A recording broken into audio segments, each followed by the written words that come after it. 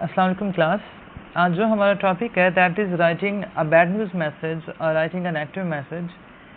इस टॉपिक में हमने सबसे पहले ये पढ़ना है कि नेगेटिव मैसेज क्या होते हैं या फिर बैड न्यूज़ मैसेज किसे कहते हैं। उसके बाद हमने ये देखना है कि कम्युनिकेशन स्किल में या फिर बिजनेस कम्युनिकेशन में हमें नेगेटिव मैसेज की कहाँ कहाँ पे इसकी नीड होती है, कहाँ कहाँ पे हमें ये नेसेसरी होता है। और उसके बाद हमने ये देखना है कि बिजनेस कम्युनिकेशन में नेगेटिव मैसेज कैसे रोल प्ले करता होता है और इसको कैसे डिलीवर किया जाता है अपनी ऑडियंस तक या फिर अपने क्लाइंट तक। उसके बाद हमने ये देखना है कि ऐसे कौन से फैक्टर होते हैं जो कि एक नेगेटिव मैसेज में यूज़ होते हैं, जो इसको अफेक्ट करते हैं, जो इसमें इंक्लूडेड होते हैं। और उसके बाद हम देखेंगे कि हम एक नेगेटिव मैसेज कैसे कंपोज कर सकते हैं और उसको कैसे डिलीवर कर सकते होते हैं एक ऐसे वे में जिससे हमारी जो ऑडियंस है उसके लिए वो लेस अनप्लेजेंट हो। अनप्लेजेंट तो ज़ाहिर है एक नेगेटिव मैसेज होता है, लेकिन एक ऐसे वे में कंपोज करना है कि नेगेटिव मैसेज ऑडियंस के लिए लेस जो है वो अपसेट करने वाला हो, उनके लिए लेस अनप्लेजेंट हो। तो सबसे पहले हम देखते हैं कि बैड न्यूज़ मैसेज या नेगेटिव मैसेज होता क्या है। Negative message in business communication is a letter, memo, or email that conveys a negative information that is unpleasant for the audience, for the client, and that can upset the reader, that can even anger the reader or the client. इसको हम कहते हैं कि negative message होता है जो हमारी audience के लिए अनप्लीजेंट होता है, जो उनको अपसेट कर सकता होता है, जो उनके लिए हैप्पीनेस का जो होता है ना वो बाइस नहीं होता, बल्कि उनके लिए डिप्रेशन का काज बन सकता होता है, उनके लिए डिफ़िकल्टीज़ का काज बन सकता होता है। और सबसे बड़ी बात है कि उनके लिए अनप्लेजेंट होता है, उनके मूड को वो डिस्ट्रॉय कर सकता है, उनके नेचर पे असर हो सकता है उसका, और ये सारी कुछ ऐसी चीज़ें हैं जो कि हमने पढ़नी है। अच्छा, इसके बाद हम ये देख लेते हैं कि नेगेटिव मैसेज का हमारे बिजनेस में कहाँ पे यूज़ होता है या फिर बिजनेस कम्युनिकेशन में हम इसको कहाँ पे यूज़ कर सकते होते हैं। देखिए, जो बिज़नेस होता है इसमें हमेशा तो कंसिस्टेंसी नहीं रहती। ऐसे ही बहुत चीज़ें ऐसी आती हैं कि हमें कोई बैड न्यूज़ जो होती है वो अपनी ऑडियंस को या फिर अपने क्लाइंट को डिलीवर करना पड़ती होती है। फॉर एग्ज़ाम्पल कि आपके पास ऑर्डर आता है, किसी बिज़नेस फर्म के पास एक ऑर्डर आता है और वो उसको टाइम पे डिलीवर नहीं कर सकते हैं या फिर उनकी डिलीवरी में कोई इशू आ जाता है, तो उन्होंने अपना जो क्लाइंट है उसको जो मैसेज देना है वो ज़ाहिर है ऑडियंस के लिए, उस क्लाइंट के लिए एक नेगेटिव मैसेज होगा, एक बैड न्यूज़ मैसेज होगा कि उनका ऑर्डर उस टाइम पे नहीं डिलीवर कर सके। तो वो अब देखना है कि वो जो फर्म है, बिज़नेस की जो फर्म है, वो अपना मैसेज को क्लाइंट तक कैसे डिलीवर करती है। उस मकसद के लिए उन्हें क्या करना होगा या फिर कौन सी अप्रोच वो यूज़ करते हैं, ये सारी चीज़ें होती हैं आपकी बिज़नेस कम्युनिकेशन में नेगेटिव मैसेज को डिलीवर करते वक्त। अच्छा, इसके बाद ये भी हो सकता है कि आपको कोई टास्क दिया गया था किसी भी फर्म की तरफ से, किसी क्लाइंट की तरफ से, आप उसको पूरा नहीं कर सकते हैं, या फिर ये है कि आपकी कंपनी की जो सर्विस है वो पुअर है, वो उस मायार के अकॉर्डिंग नहीं है जो आपका क्लाइंट चाहता था, तो आपने एक्सक्यूज़ के लिए उसको जो लेटर लिखना है वो बैड न्यूज़ मैसेज होगा, वो उसके लिए नेगेटिव मैसेज होगा। अच्छा, उसके बाद हो सकता है कि ऑडियंस ने या आपके क्लाइंट ने आपकी किसी इन्फॉर्मेशन को, किसी जो प्रोडक्ट है वो उसके लिए मिसअंडरस्टैंडिंग का बायस बनी है, उसने फ़ायदा नहीं दिया बल्कि उसके लिए डिफ़िकल्टीज़ काज की हैं, तो आपने उसके लिए जो अपोलोजाइज़ का मैसेज लिखना है वो भी एक नेगेटिव मैसेज होगा, एक बैड न्यूज़ मैसेज होगा। देखना ये है कि आप वो मैसेज उस बंदे तक या उस क्लाइंट तक कैसे डिलीवर करते हैं। अच्छा, इसके अलावा क्या हो सकता है जी? इसके अलावा हो सकता है कि जो आपके अंडर काम कर रहे हैं, जो आपके एम्प्लॉयज़ हैं, उनका जो क्लाइंट के साथ बिहेवियर है वो अच्छा नहीं रहता है, वो उनके साथ रूड बिहेव कर देते हैं, तो भी आपने अपने क्लाइंट को सेटिस्फाई करने के लिए अपोलोजाइजिंग का एक टेक्स्ट करना है, उन्हें मैसेज करना है, वो भी एक बैड न्यूज़ मैसेज, एक नेगेटिव मैसेज है। और बाज़ वक़्त ये होता है कि आपका जो नेगेटिव मैसेज होता है वो आपने किसी अपनी वेबसाइट पे या फिर किसी सोशल मीडिया साइट पे अपलोड करना होता है। फॉर एग्ज़ाम्पल, आपका कोई ट्विटर अकाउंट है आपकी कंपनी का, आपके बिज़नेस का, आपके फेसबुक अकाउंट है, कोई इंस्टा अकाउंट है या फिर कोई और वेबसाइट है, तो आपको समटाइम वो जो अपोलोजाइजिंग टेक्स्ट होता है वो वहाँ पे अपलोड करना होता है। तो इस मकसद के लिए हमें एहतियात करनी होगी कि हम जो मैसेज डिलीवर करने जा रहे हैं, जो नेगेटिव मैसेज डिलीवर करने जा रहे हैं, हमें ये देखना है कि हमारा वो नेगेटिव मैसेज हमारी कंपनी के बिहाफ पे है, और हम जो मैसेज डिलीवर करेंगे वो हमारी कंपनी की गुडविल का बायस होगा या नहीं होगा। क्योंकि आप कंपनी के रिप्रेजेंटेटिव होते हैं, आप बिजनेस के रिप्रेजेंटेटिव होते हैं, आपकी जो कम्युनिकेशन होगी, आपका जो मैसेज होगा, वही आपकी कंपनी की गुडविल और बैडविल का बायस बनता होता है। इसलिए हमें ये सारी चीज़ें जो हैं, ये सारे फैक्टर्स देखने होंगे कि बैड न्यूज़ मैसेज को कन्वे करते वक्त किन चीज़ों का हमें ध्यान रखना है और किन चीज़ों को हमने इग्नोर करना है। अच्छा, इसमें एक बात याद रखने की है कि हर बंदे को, हर बिजनेस पर्सन को कहीं ना कहीं पे बैड न्यूज़ जो है वो कन्वे करनी पड़ती है, कहीं ना कहीं पे नेगेटिव मैसेज कन्वे करना पड़ता होता है। तो इसलिए हर बंदे को ये चाहिए होता है कि उसको ये स्किल्स, ये आर्ट आता हो कि उसने मैसेज कैसे कन्वे करना होता है। क्योंकि जब बैड न्यूज़ होती है, जो बैड मैसेज होता है, जो नेगेटिव मैसेज होता है, वो डिसअपॉइंट करता है, वो आपके क्लाइंट को इरिटेट कर सकता होता है, और समटाइम्स उसके लिए एंगर का बायस बन जाता होता है, वो उसको एंगर क्रिएट कर देता होता है। इसलिए आपको चाहिए है कि बैड न्यूज़ को कन्वे करते वक्त आपने अपना जो प्रोफेशनलिज्म है वो शो करना है। अगर तो ऑडियंस, अगर आपका क्लाइंट इरिटेट होता है, डिसअपॉइंट होता है या फिर एंगर शो करता है, तो आपने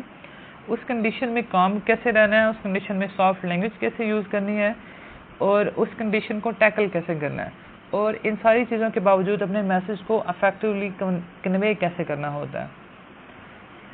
अच्छा, इसके बाद हम देखते हैं कि ऐसी कौन सी रिस्पॉन्सिबिलिटीज़ होती हैं जो कि हमें बैड न्यूज़ मैसेज में चाहिए होती हैं, जो बैड न्यूज़ को कन्वे करते वक्त हमें ज़रूरत होती है। सबसे पहले जी, हमें हमारा जो बेसिक एम है वो कन्वे द मैसेज, कि हमने अपना जो मैसेज है वो कन्वे करना है। नो डाउट कंडीशन कोई भी है, आपका क्लाइंट जैसा भी है, आपने मैसेज को कन्वे करना ही करना है, लेकिन करना ऐसे है कि उसके लिए वो लेस डिसअपॉइंट क्रिएट करे, उसके लिए वो इतना ज़्यादा डिसअपॉइंटेड ना हो, डिसअपॉइंटमेंट उसके लिए थोड़ी हो। इसके लिए सबसे पहले हम देखेंगे कि हमने कन्वे द मैसेज, अपना मैसेज कन्वे करना है। उसके बाद है जी गेन एक्सेप्टेंस। गेन एक्सेप्टेंस मतलब कि हमने इस वे में उसको डिलीवर करना है कि वो अगला जो रीडर है, जो क्लाइंट है, उसको एक्सेप्ट कर ले, उसको कबूल कर ले। उसको ये ना हो कि ये जो मैसेज मिला है मुझे, ये फेयर नहीं है, लिहाजा आपने फेयरनेस रखनी है अपनी उस मैसेज में। अच्छा, मेंटेन गुडविल। वही बात है कि आपका जो मैसेज है, जो आपकी कम्युनिकेशन है, आपकी जो कंपनी की गुडविल है, वो सारी उस पर बेस कर रही होती है, आपकी कंपनी डिपेंड कर रही होती है आपकी गुडविल पे, आपकी कम्युनिकेशन पे। लिहाजा आपने एक मैसेज ऐसे कन्वे करना है कि वो आपकी कंपनी के लिए, आपकी सेल्फ के लिए गुडविल का बायस बने। उसके बाद है हमारे पास promote a good corporate image. Corporate image मतलब कि आपने अपनी क्लाइंट के साथ, अपने वो जो रीडर है अपना, या जो आपके ऑडियंस है, उसके साथ एक ऐसा रिलेशन शो करना है जिसमें उसको लगे कि अगला बंदा मेरे साथ, जब वो सिंपैथी शो कर रहा है, वो मेरे साथ कोई अपना क्या कहते हैं बैड बिहेवियर नहीं है उसका, वो बल्कि मेरे साथ सिंसियर है और मेरे इशू को उसने सीरियसली देखा है, जिसकी वजह से लेकिन उसकी पॉसिबिलिटी नहीं थी उसको एक्सेप्ट करने की, इसलिए उसने एक्सेप्ट नहीं किया, लेकिन इसके बावजूद वो मेरे साथ सिंपैथी शो कर रहा है। तो इसका मतलब है कि उसके दिल में ऐसी कोई बात नहीं थी कि उसने जानबूझ के मेरे प्रपोजल को, मेरे रिक्वेस्ट को रिजेक्ट किया हो, बल्कि कुछ ऐसी और बात होगी जिसकी वजह से वो उसको फुलफिल नहीं कर सके। अच्छा, मिनिमाइज द फ्यूचर करस्पॉन्डेंस। इसके बाद हमारे पास आ जाता है जी सबसे पहले जो बात है कन्वे द मैसेज। इसमें हमने ये देखना है कि हमने अपना मैसेज जो है वो कैसे एक्सप्लेन किया है, कैसे डिलीवर किया है। तो उसके लिए हमें चाहिए कि अपना मैसेज जो है वो should convey our message by clear description of the things, by complete description of the facts, जो उसमें नेसेसरी होते हैं, जो ज़रूरी होते हैं। क्योंकि हमारा जो बेसिक पर्पज़ है वो है अपने मैसेज को हमने क्लियरली और कम्प्लीटली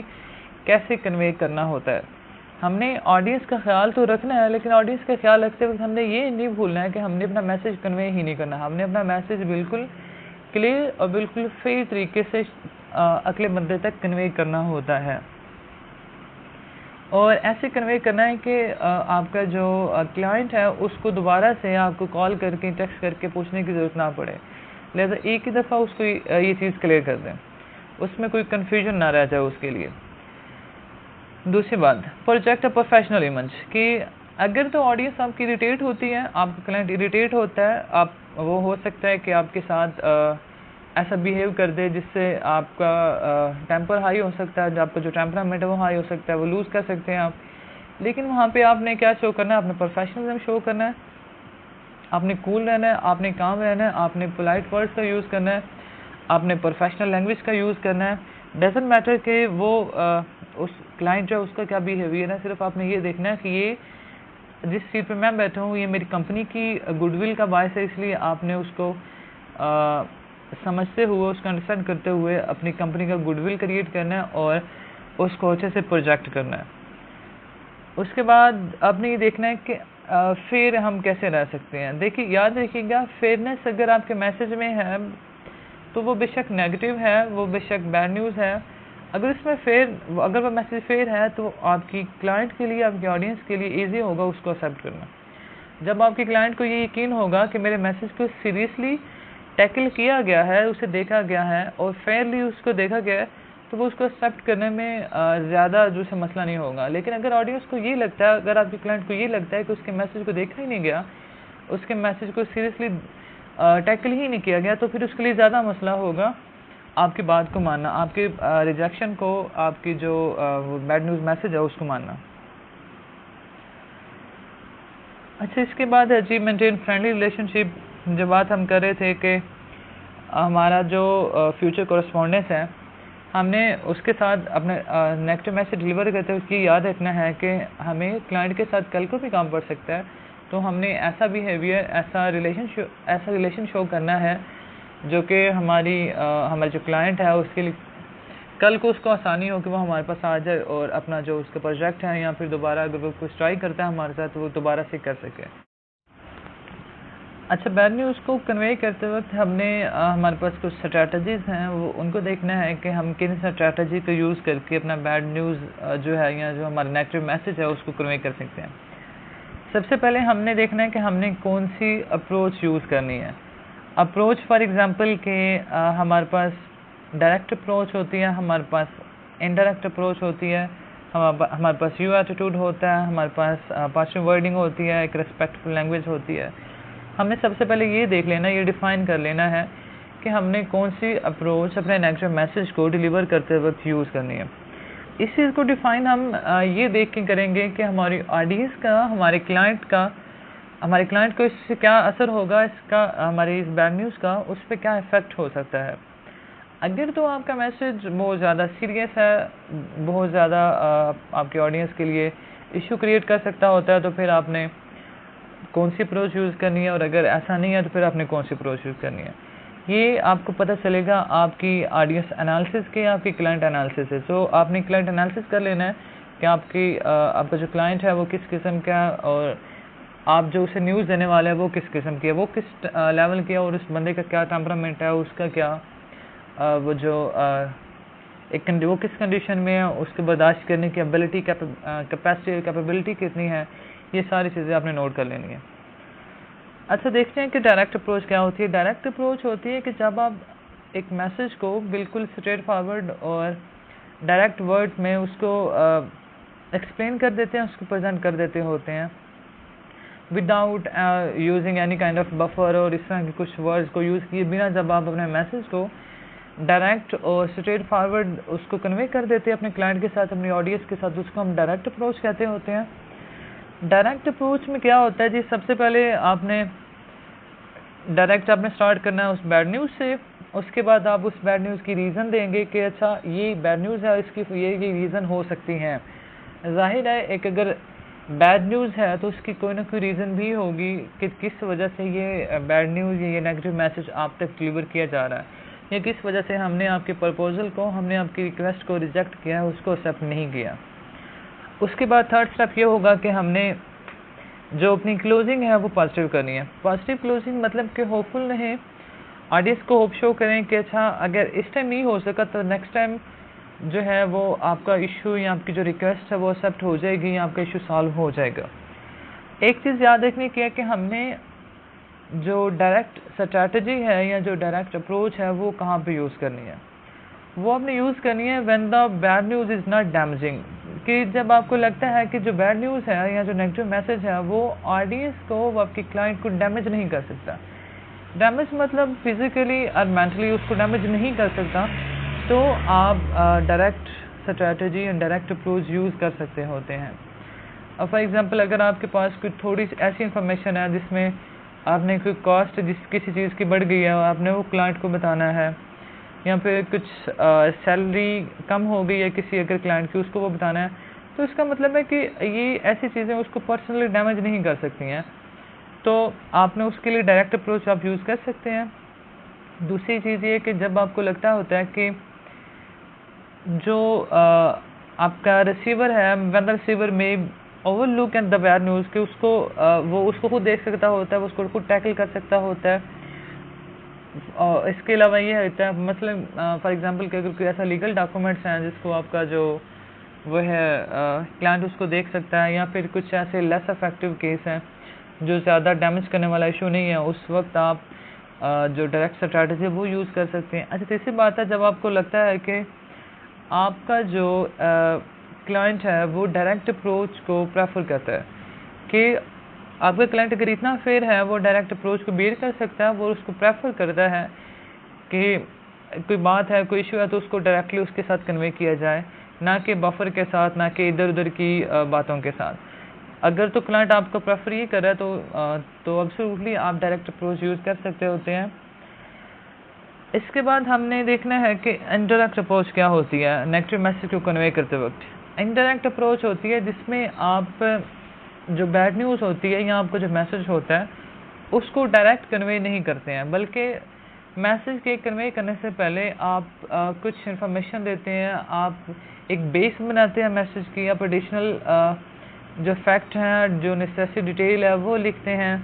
और उसकी एक बेस बना के उसके बाद आप जाके बैड न्यूज़ पे आते हैं या फिर अपने मैसेज पे आते हैं। तो नेगेटिव मैसेज के दौरान, नेगेटिव मैसेज को डिलीवर करते वक्त हमने सबसे पहले इनडायरेक्ट अप्रोच के थ्रू क्या करना है, हमने सबसे पहले बफर का यूज़ करना है। बफर क्या होता है? Buffer can be a device that can reduce the shock और the pain of the client और ऑफ द रीडर, कि जिसके थ्रू आप जो ऑडियंस की पेन है, उनका जो शॉक है, उनका जो लॉस है, उसको कम कर सकते हैं, उनका जो इंटरेस्ट है उसको वर्ड्स के थ्रू कहीं और लगा के उसको डिवाइड करके, ताकि जो आपकी ऑडियंस है, हमारा जो हमने बफर को यूज़ करने के बाद एक बेस बनाने के बाद हमने रीज़न देनी है जी कि ये रीज़न हो सकती है हमारे इशू की। उसके बाद हमने अपना बैड न्यूज़ कन्वे करना है, जो हमारा नेगेटिव मैसेज है वो हमने ऑडियंस तक कन्वे करना है, अपने क्लाइंट को डिलीवर करना है। और इसके बाद हमने क्या करना है, फोर्थ एलिमेंट हमारे पास है पॉजिटिव क्लोजिंग, जो कि हमने डायरेक्ट अप्रोच में भी यूज़ किया है। अच्छा, यहाँ पे जो चीज़ याद रखने की है कि हम बैड न्यूज़ कन्वे करते वक्त जो इनडायरेक्ट स्ट्रैटेजी है उसका यूज़ कहाँ पे कर सकते हैं। जब आपको लगता है कि जो आपका बैड न्यूज़ है या जो आपका नेगेटिव मैसेज है वो पर्सनली अपसेटिंग है आपके क्लाइंट के लिए, तब आपने अपने क्लाइंट को देखते हुए जो अप्रोच है वो इनडायरेक्ट कर लेनी है, ना कि डायरेक्ट।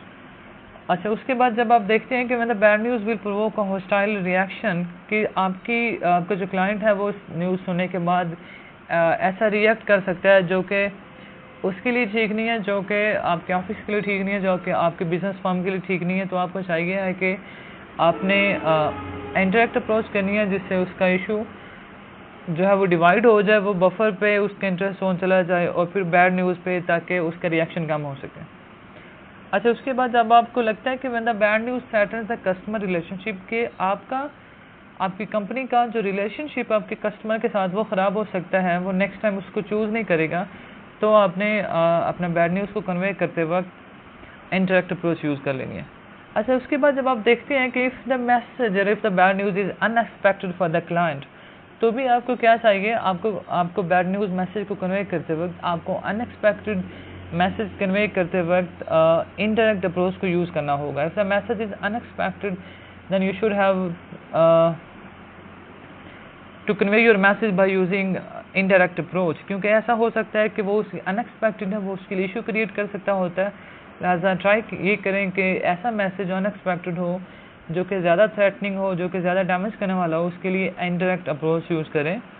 ऑडियंस का ख्याल रखते वक्त, अपने क्लाइंट का ख्याल रखते वक्त।